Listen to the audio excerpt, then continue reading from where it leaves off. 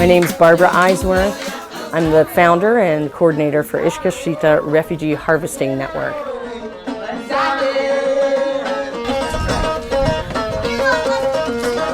Iskashitaa means working cooperatively together in Mai, one of the main languages of the Somali Bantu refugees. After returning from Malawi, where I did my dissertation work, and seeing people that experienced a hunger period every year or practically every year, I decided that I needed to do something about the food that was going to waste in Tucson.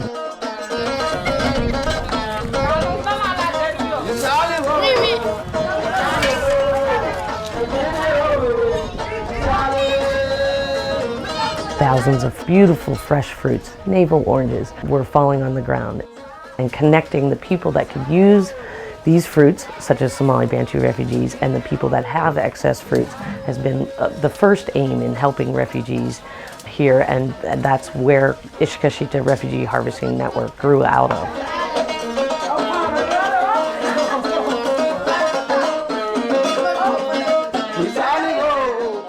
In the 1800s, Arab slave traders invaded Southeast Africa and took Somali Bantu people from their homes to work on plantations in Somalia. Over time, they escaped slavery and established their own farms in southern Somalia. The Somali Bantu endured severe discrimination at the hands of the Somali majority. They were denied jobs, education, and land ownership based on cultural and physical differences. Very good to stay in the United States because there's no tribalism. There's nothing called, hey, you Somali Bantu, get out here, get my work done. There's no way like that. Ethnic discrimination contributed to the disaster that came to Somali Bantu villages during Somalia's civil war in the early 1990s. When the civil war started, after 5 or 2 minutes, they're gonna come and shoot you out of the wild. So that's make me to come out of Somalia. Bands of gunmen invaded Somali Bantu villages, stealing crops and murdering thousands of people. Those that survived fled and made their way to refugee camps in Kenya. We get this opportunity to come to United States. We transfer from Ifo refugee camp to Kakuma. It's the West Valley of Kenya. Again, we'll stay in Kakuma like 2 years and a half. Then we came to United States. I'm now living in Tucson, Arizona. The Somali Bantu are Muslims. They practice a moderate brand of Islam. Although Somali Bantu refugees now live in about 50 American cities, most Americans do not know that they are here. We can take pride in knowing that our country is offering a new life to people who are in desperate need of the basic things that we take for granted here in America, such as decent food, clean water, and a place to call home. When we initially see these refugees, like I was saying, that a lot of them are malnourished. They have not had a balanced meal. And the nutrition for most of these refugees is mostly like starches and carbohydrates, and they're not used to eating a lot of fruits and vegetables. And they would eat meat, but meat is hard to come by at the budget that they have. So I feel that your organization is really going out of its way to help in doing the harvesting of hundreds and hundreds of thousands of pounds of these things and bringing them to the homes and involving them to harvest. And so they feel part of it, so they don't feel that they're given handouts. They feel part of it, that they have been part of harvesting. And when they consume that, they are very thankful for it, and it provides them a good balanced meal.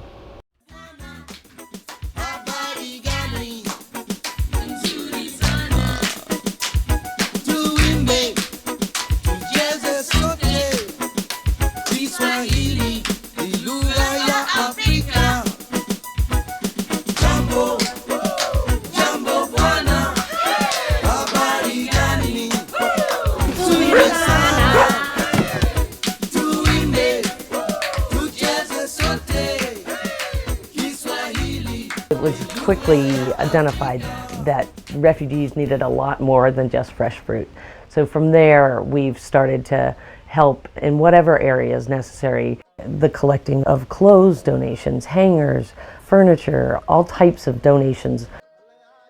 We certainly appreciate your work in maintaining and repairing and evaluating the machines that are donated to the sewing project. And pretty soon, I'm going to be able to bring over a couple pieces of clothing that you can see what's been made so far. Excellent. I've been on disability, but still wanted to be volunteering. So this is a really great way. And I can use the time that I have that I'm feeling well to do something to help the community.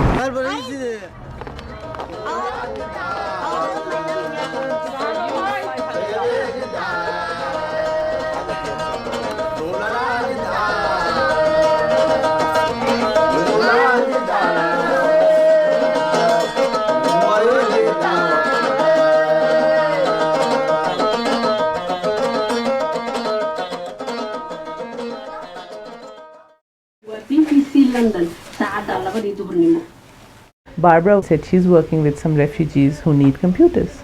So I said, great, we have some at the office, we could do that. The volunteers have stepped up to the plate to do tutoring. OPQRSTUVWXYZ. To take them to farmers markets and different festivals. All these activities help get the refugees out and helps educate Tucson about refugees. My name is Claire Higgins, and today I'm helping Barbara and Halima and others sell beaded jewelry and coffee to increase awareness about the fruit exchange program and the harvest program. I worked with Somali internally displaced people in Ethiopia a few years back and enjoyed that so much. We decided we should really look at the skills that the Somali Bantu brought to the United States. All the women are beaders. They know how to bead beautiful work. Last Sunday, we went to sell beads. This is the money from last Sunday. So there's, should we count? You count for me. 20. 30. Very good. 35. All right. Good deal. Thank you.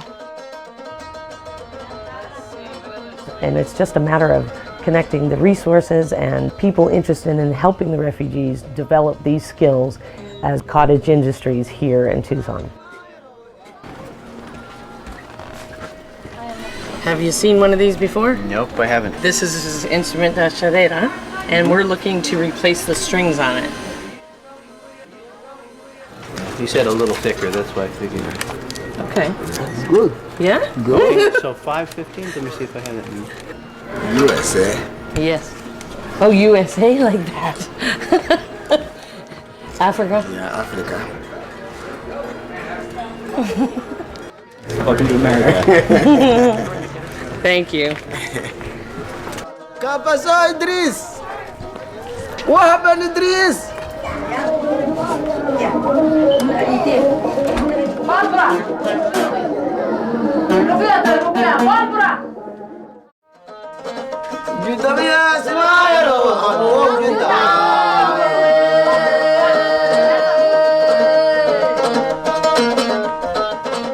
Barbara has opened up and offered the members of our church all these opportunities to be involved in whatever level they can, whether it's tutoring, like a consistent once a week kind of schedule, or for a while we had people who were doing childcare, and it's more of a commitment in that way to the people who are just able to donate a jacket or some hangers and just the occasional thing.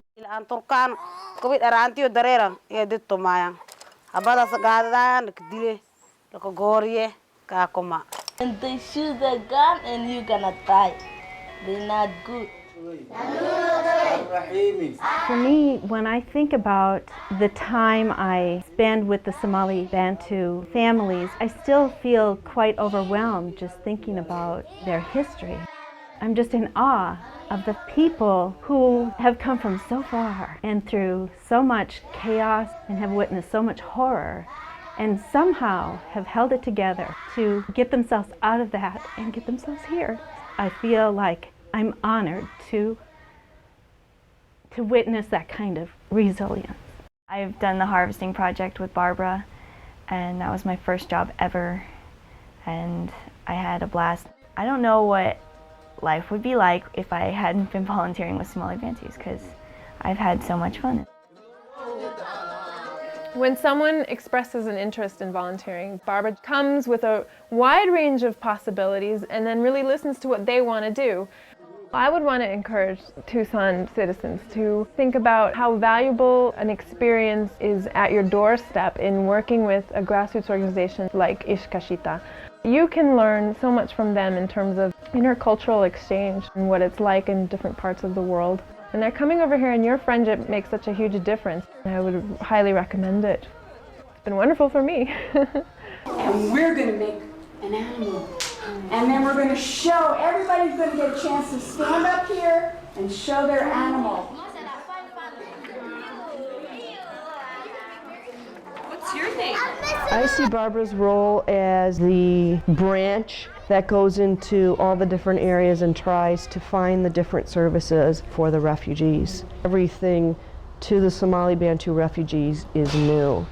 And I like working with them because I feel like I'm helping them get settled and get integrated into the community of Tucson. For people to say, this is the place that you go if you're looking for a job, or you might look for an apartment in this part of the city, or you might try this bank.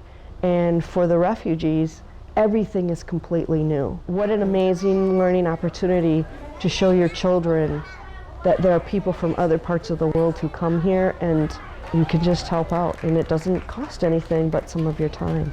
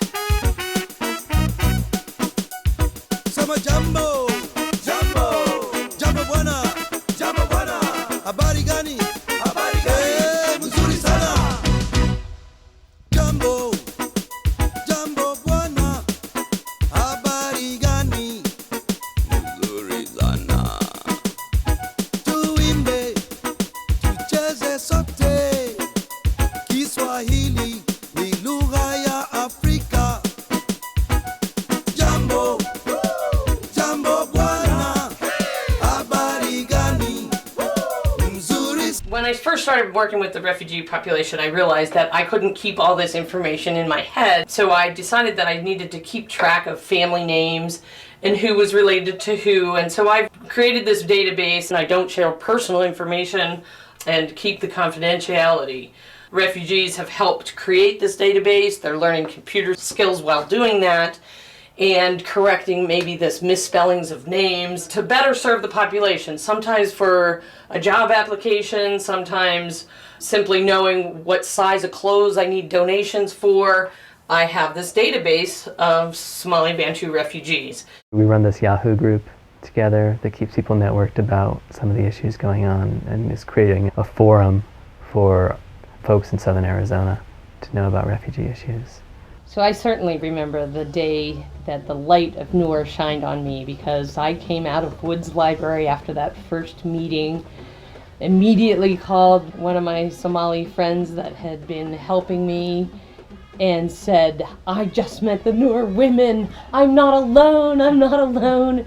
We like to visit as many new families as we can and bring them soap products, detergent, all these things, because you can't get those with food stamps. All these families are on food stamps, and you can only buy food. A lot of people don't realize that. We need more people who are actually doing something, and we got connected with Barb. That was really wonderful. Refugee Yahoo group, and I've been handing out flyers. Would you give me your card or something? Sure.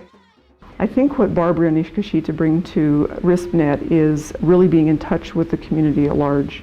We learn a lot about what the real issues are on the ground, what the people need, how they're using resources such as the harvesting project and the redistribution of foods. And just get a real sense of the strength and beauty of the people that you're working with. Assalamu alaikum.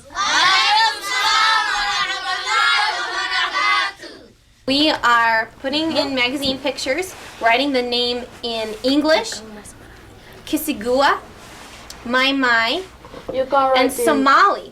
So I know Mai po lama said the afarashan le. Barbara's just been a wealth of information for me in the refugee community, and so it's been a wonderful link to find out what programs are going on and what the needs are for the Somali Bantu in my area and how we can better help them. We met this summer when we both decided that we needed to take the Somalis to the pool. Barbara started taking them to the ones at Yavapai to the pool, and I was taking the ones that live at a few streets down in Navajo to the pool, and I just ran into her at the pool. And I said, who are you? Are you the friend? And I said, who are you? So many of the apartment complexes now where Somali Bantu live have pools. We wanted to make sure that the Somali Bantu had some formal education on pool rules, etiquette, and how not to hurt each other, actually teaching swimming lessons.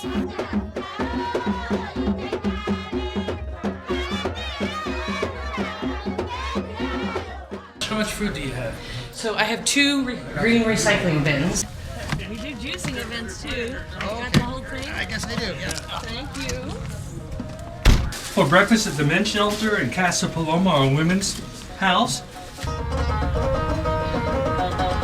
Community Supported Agriculture in Tucson was one of the first organizations that we were able to market our fair trade organic products, our new coffee, chai, and hot chocolate as a fundraiser for Iskashitaa Refugee Harvesting Network. We also donate primarily fruits that are little known in Tucson and donate them and invite the 100 members to try these fruits. We have, every week we have some of the veggies that are left unclaimed, and those unclaimed vegetables go to the Iskashitaa refugees. So it's kind of a little circle that turns around and around and around, and where everyone benefits. We really appreciate help with the Somali Bantu because so many people who are in our community, again, because of the language barrier, aren't sure how to help the Somali Bantu, but Barbara has been able to break down those barriers. The court date for juvenile court was 10:30 this morning, right about now, and they could not find a translator, so they've put the court date into the future. We meet the lawyer, who's the public defender, and for you, and then we go to court that same day. In the meantime, I've gotten a couple of numbers from volunteers looking for helping us with advice, and I'm going to talk to them about the case, so to get some help from them. If I didn't have a barber, I don't know. They call themselves the Somali Tamale Project, a pairing of newly arrived refugees working together with Tucson teens. Well, we've been trying to speak their language, and we've been tasting different kinds of fruit, and we've been showing them around Tucson that what kind of food do we eat here.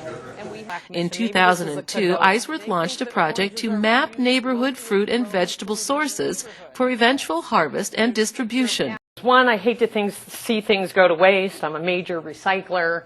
2, I saw an educational component as far as bringing my scientific background and technology background out to the community to a level where it could be really useful to underserved groups in Tucson. The project has added value for Tucson teens who act as ambassadors for the community, helping these Somalis acclimate to desert living. Well, for the Tucsonan kids, I think they will have more of an idea of what's going on in their community as in regards to refugees.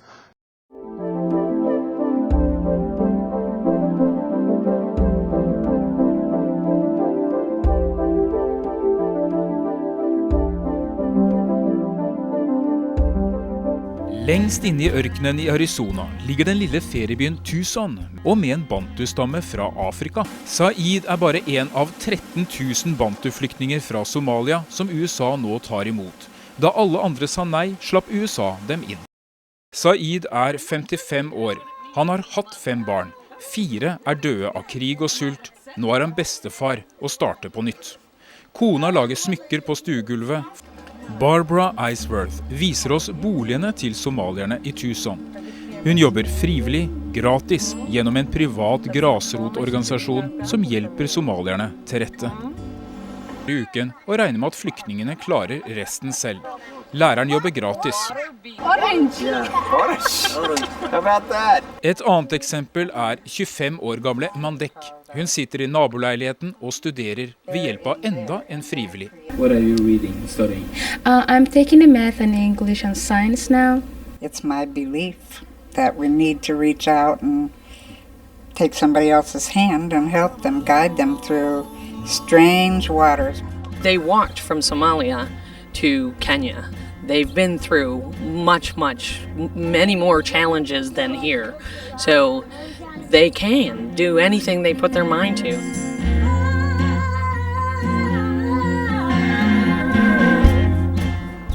As we say in my mind, Mahatseni, that's thank you. Thank you, Tucson. Thank you to the Somali Bantu.